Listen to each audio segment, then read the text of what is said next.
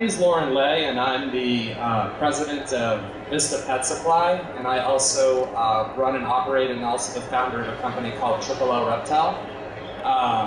My back history, I've been in reptiles for just a little over 20 years in terms of the business, and 30 years as a hobbyist. And in that time, one of the exciting things about reptiles is that I think that reptiles, the product side of things, has really driven a lot of change and innovation in our ability to care for a lot of animals that at one time we couldn't. And I thought it would be a good focus to kind of switch around and look at a little bit of the cool innovation that there is with some reptile products, but more so ways that you can use these products to not only better care for the animals that we currently already possibly own or have in our stores, but also what we can do as we learn more and create better and better and better products. One of the analogies I always like to look at is like foods. You look at how the dog and cat foods constantly are shifting and changing from wet to dry to limited ingredient back to dry. The technology is always moving and is moving quite quickly. But what's interesting with the reptile side of things is that everything with reptile that's not furry just gets drummed into reptile. If it's a spider, it's a reptile. If it's a turtle or tortoise, it's still just considered a reptile. And that kind of creates a challenge for people that breed like ourselves or keep animals or the people that are making the products, because we're truly trying to make products that we can sell for turtles, but at the same time we're dealing with maybe 5,000 different kinds of turtles from different parts of the world and different kind of requirements. So as we've made these changes and found out these great ideas and have dialed this in, we're now today, more than any time before, breeding and maintaining animals that at one time were deemed absolutely impossible. And one of the animals I'm going to touch on in my talk today is going to be chameleons. Chameleons, I've seen a radical shift in chameleon care. If you spend any time online or talking to people, let's say 10 years ago, they'll tell you that a chameleon was the hardest thing they ever had. No one should own them. They're impossible to keep. Where we are today, we have probably, I don't know, maybe 200-300 products now that are created specifically for chameleons in mind. And with that, we've gone from breeding from maybe 3 to 4 types of chameleons on a regular basis to probably, I've seen maybe 50, 60 different kinds of the 250 chameleons being captive produced and bred domestically. And a lot of that is just because we were able to figure out one little puzzle piece. And those puzzle pieces sometimes are super, super minute. Another example I like to use with that is lighting.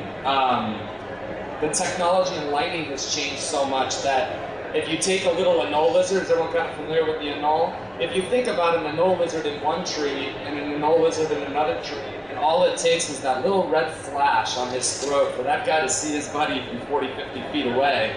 I know when I'm looking just in a cage environment, I can sometimes not even find an anole. So lighting can be the puzzle piece to a lot of that. So where at one time we weren't able to make those animals see each other, we create better lighting, the UVB, the UVA, we come up with specialized lighting systems, and next thing you know, you have animals that are actually interacting and breeding with each other that at one time didn't even know there was maybe a cage mate. So as I go along, please, if anyone has any questions or wants to interject as I move forward on some of the products and some of the cool things that I've seen throughout the show and that I've personally used. If you have any specific questions on more, what can that product be used for, or what animal is it kind of intended for? I kind of brought as an example, you know, a lot of people in their stores will put these on the floor and they'll consider it a chameleon cage. It's marketed as a chameleon cage, but in the reptile hobby, it's amazing what uses it's actually being used for. One of those that I've seen that I recently saw a friend of mine set up was for green tree pythons. You might ask yourself, well, what about moisture? Well, one of the cool things that ZooMed did is they added this acrylic window to the front. And if you use the misting systems or other kind of water systems that are available today, you can actually not only rain this animal, but now they've actually included a tray, which if you have an opportunity to see it, it's a pretty cool feature. So the tray in the bottom will actually utilize it'll break the water down. You can actually use it for standing water, which I've seen people use. So what, again, was intended for one thing now could actually be crossed over into another use. So talking about some of the products, the first place I'm going to start is in the food category, because I think in foods, that has been a huge plus. The nutrition that we've been able to provide for animals, for reptiles specifically in the last 5 years, has just grown immensely. One of the things that we work a lot with are the different kinds of food options. For years, crickets were always the go-to for reptiles. And now we're actually starting to see that people are starting to branch out that into things such as hissing roaches. Is everyone familiar with hissing roaches? Another really popular food that we're seeing a lot more people branch out to is into dubia roaches. Both of these are very cost-effective. They're great dietary supplements for your reptiles. The other thing we're starting to gain a lot of popularity is bean beetles. I don't know if anyone's ever utilized a bean beetle. It's kind of an interesting bug. It lives in black-eyed peas. They have a very weird life cycle where they actually lay their larvae into the black bean itself. So what looks like there's absolutely no activity, 21 to 35 days later, this thing is just exploding. And then you feed those off, wait another 30 days, and then you have another brood. What's amazing about some of these food products is, in my experience, you deal with a chameleon, it's extremely difficult. You put a food source in that's a little bit more what it's used to seeing and used to eating, and it's an immediate reaction. Hence, being able to take care and care for that animal much better than we once were. Another really popular food item in reptile husbandry is the fruit fly. These are also great crossover for betta fish consumers. But the great thing about the fruit fly is we've actually now started breeding 2 different species that are commonly available. The Heidii and the Melanogaster. I don't know if anyone's familiar with the 2 types of fly. The easiest way to remember is the short name is the big fly and the long name is the little fly. It's the opposite. But the fruit fly culture is a really good addition because this has really kind of opened up poison arrow frogs, for example. Having multiple species of flies available where you can literally feed them almost on a daily basis. The neat thing about a fruit fly culture too, from a selling standpoint, is that you're selling somebody something that's going to continually keep repopulating itself. Eventually this culture will expire, but it allows somebody that maybe wouldn't purchase a frog because when you tell them you need to feed them once a day, plus spray them once a day, you just kind of lost mom at that point. But now you have a food item that you can actually shelve in the home and use for up to 2 or 3 weeks as it just continually keeps repopulating, always having that food source available. Another really exciting thing that happened in frogs specifically is springtail cultures. Springtail cultures are very teeny tiny bugs. You'll actually have to come up here and see them. But what's really neat about springtail cultures is you can actually add these into the vivarium or any kind of a cage that has, let's say, soil in it. And the springtail culture will actually work as a cleaner, breaking down waste and other matter. So it can actually be used for 2 purposes. 1, to actually feed your animals, but 2, to actually create a natural system that actually is breaking down and maintaining the cage on its own. And the last food source that I brought today that I thought was really interesting is a rice flower beetle. Now what's interesting about this is that it's actually the larva that you feed. You can't see it because it's in the flower. But if you were to sift this, there's going to be a mass of almost looks like little teeny larvae. The interesting thing with this is that reptiles hate the beetles. We have a lot of people that take these and just constantly try to give the beetles to different types of reptiles, and for some reason they have absolutely no interest, only the larvae. Again, what's really, really cool about these food sources is a lot of the nutrition that a lot of animals need to actually not only thrive, but to reproduce. They're finding that, for example, with poison arrow frogs, if anyone's familiar with those, or even the mantella frogs, bee pollen will actually create an interest to actually breed. It creates kind of that interest in the males, and a lot of frog breeders such as myself are actually starting to use a little bit more of that to try to see what kind of effects we can get from utilizing it. Does anybody have any questions on any of those food products? All right. On the side of prepackaged foods, this has been probably one of the more explosive areas that I've seen a lot of cool products coming out. One of the products that I actually brought today was a line that ZooMed just put out. the cool thing about these are all human-grade ingredients that are actually being used in a lot of these products now. You can actually see that these, what used to be just a green pellet in a container is full of berries and fruits and things, which is just an incredible feeding response, number one, for animals, because we discredit a lot of times that these animals actually eat by color as well. So by adding a lot of these different ingredients, we can entice animals that at one time wouldn't have been interested.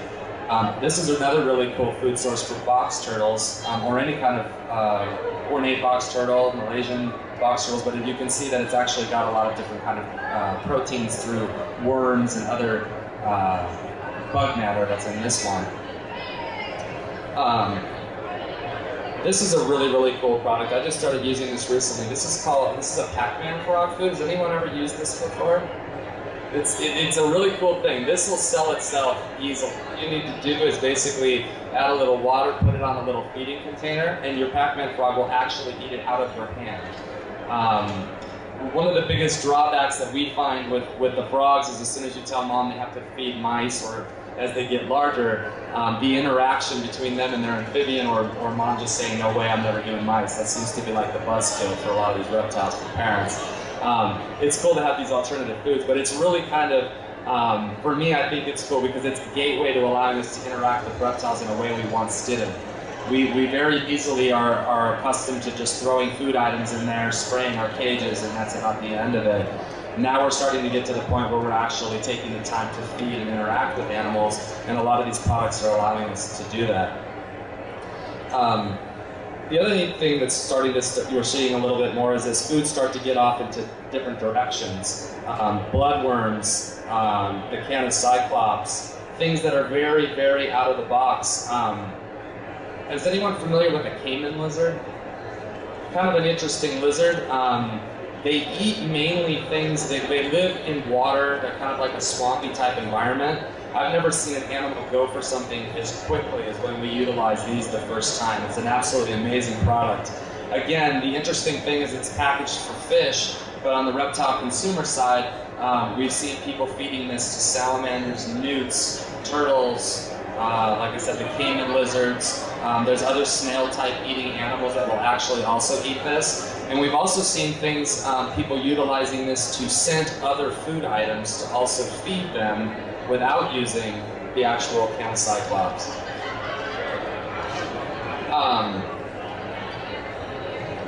Moving into some of the other neat categories of products, another really exciting category for me, because I love to build vivariums, is the live stuff.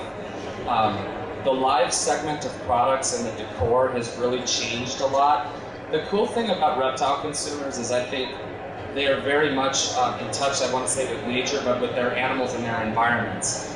They're kind of following a little bit of the fish reef hobby, in that we love to tinker with things, we love to add natural items. So a lot of the products now are actually moving towards a natural format. One of the cooler items that I saw in this show is this vine. It's actually a moss vine, and this is just a really cool item for chameleons. I'm kind of excited to mess with this and see all the different things that we can kind of come up with and use it for. But it's nice that it's adding a natural element back into the cage environment. Another really cool product that I saw was this moss already attached to the wood. What an incredible background you could make if you were to use something like this in a frog cage or any kind of a tropical animal environment. And along with that, there are a lot of uses for products that are not live and real, and we can do a lot of that with cages such as this. By adding different depths and elements to the environment, we can create a really cool landscape by using a lot of the stuff that is available. This is a pretty cool page with the lighting. So moving into lighting, actually, lighting is really been radical with reptile products. A lot of changes in not only the different intensities of the lights we've used. I'm sure a lot of you are familiar with the T12 light bulb, big fluorescents we used to use. Then all of a sudden they went to the T8s, and now we're already hopping over to T5s. And now we're already kind of moving into all the LED technologies where you can add a whole different dynamic to the environment. And just, again, what I think is cool about this is it's now allowing us to interact with animals that at one time we didn't, which is nighttime. You know, we were really kind of putting that black light up there and hoping we could see our crested gecko move at night, but now we can actually create a night mode and view it at any time we want to, in the living room or wherever we might have that. And again, this cage kind of does the same thing into a blue night mode. But what's really the kind of the neat thing is that they're making it super nice and clean, beautiful cages. You know, they're made specifically for reptiles. We're getting out of the days of having to take the 10-gallon out of the garage and crossing over. Reptiles are now gaining enough momentum and steam to where we're creating great innovative products just for reptiles in mind. Another really interesting product I brought that's more on the bedding side of things is this excavator. Excavator's a really cool product. Again, it's cool because it allows you to interact with your animal. And has anyone ever used this product? What's really, really neat about excavator is that not only is it like you're building a big paper mache, exciting home for your animal, but in a weird way you're creating an environment that your animal can create its own home. Because if anyone's ever used it, as soon as you put your lizard in there, he's immediately digging out his own caverns. We've done a lot of fun things with it over the years. We used to put balloons and PVC pipe and all these cool things so we could pop the balloons and create voids and caverns. Well, here we go. We've already just jumped forward and now we have a cavern kit. Complete with shovels and balloons and towel. It's got a cardboard insert in here. So it's kind of nice that we're now, again, creating these products that are really, really, really conscious of what the animals can do. But not only are they great for the animal, but they create a really cool environment, but they also are letting us push off into things where we normally once wouldn't have been. Does anybody have any questions on any of the products I've kind of ran through so far? Yes, it is. Yeah. If anyone has an opportunity, there's a vendor here at the show today called Galapagos. They carry a very great assortment of different kinds of mosses, some really cool beddings that I've seen. They do this divine as well. But they really, really have some really cool live stuff I think would be a great element to add for natural decor within the environment. All of the vendors of the products that I brought up here do have these all on their features today. This is actually a brand new product. I believe these are available to actually get now. The foods I know are all available. Vista Pet Supply, which I'm representing, we do a lot of these feeder items, which are also available here to order at the show as well. If anyone has any questions on products or animals, I'd more than have some time to go over any specifics that anyone might have. Yes.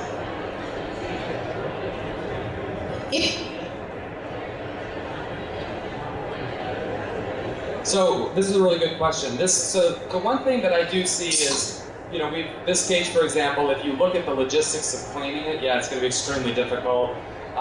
It is designed for specific animals in mind. It's going to be very difficult to put heat on it, for example, putting a basking light on it. So it is definitely made specifically for certain animals in mind, maybe a frog environment. Bugs are starting to get very popular. I've seen a lot of people use these for spiders because it's a small amount, and it's got the red light, which spiders, you know, they will live under or the black light, I'm sorry. But that is one of the challenges, and I think that's kind of the neat thing about a lot of these products is what you might have made it for is not what it eventually gets utilized for. If you were to set a frog environment up with this, with the amount of moisture and humidity that it will keep, with the low amount of lighting that it has, it will thrive.